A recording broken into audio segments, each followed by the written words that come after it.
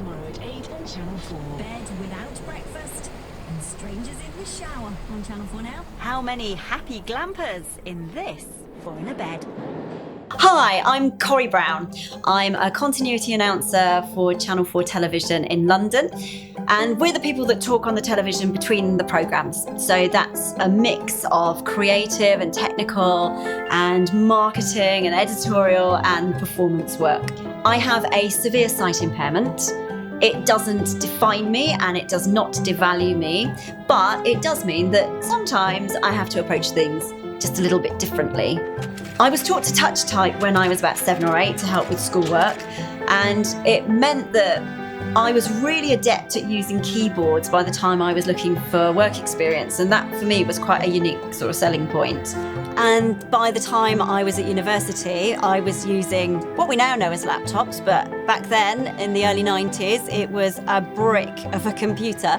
But I was the only person in a lecture theatre using a laptop. It's now widely recognised that effective workplace adjustments can help organisations to find and retain really great people. But when I started out, it wasn't like that. People weren't talking about disability, so neither did I. I didn't want to be judged or perceived negatively because of my visual impairment, so I just put my own adjustments in place. Back in 2011, as we were gearing up to show the Paralympics for London 2012, the business was really waking up to disability and working with disabled talent and the whole conversation around disability. And suddenly I felt, as one of quite few people working at Channel 4 with a lived experience of disability, that I almost had a sense of responsibility of needing to be a little bit more vocal.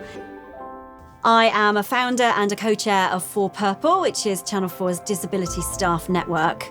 And our mission is to encourage a wider conversation about disability, to raise awareness and to empower everyone at Channel 4 to feel more confident about disability. Of course, an inclusive culture has to be nurtured and it has to be maintained. And it's really great to see businesses making commitments around disability inclusion, but the pace of change is just so slow. And actually, I think the only way that we will really start to shift the dial on disability is to have more people with lived experience of disability in senior positions within organisations where they can really start to directly influence change. I am really proud to work for a company that embraces difference and challenges perceptions and stimulates debate.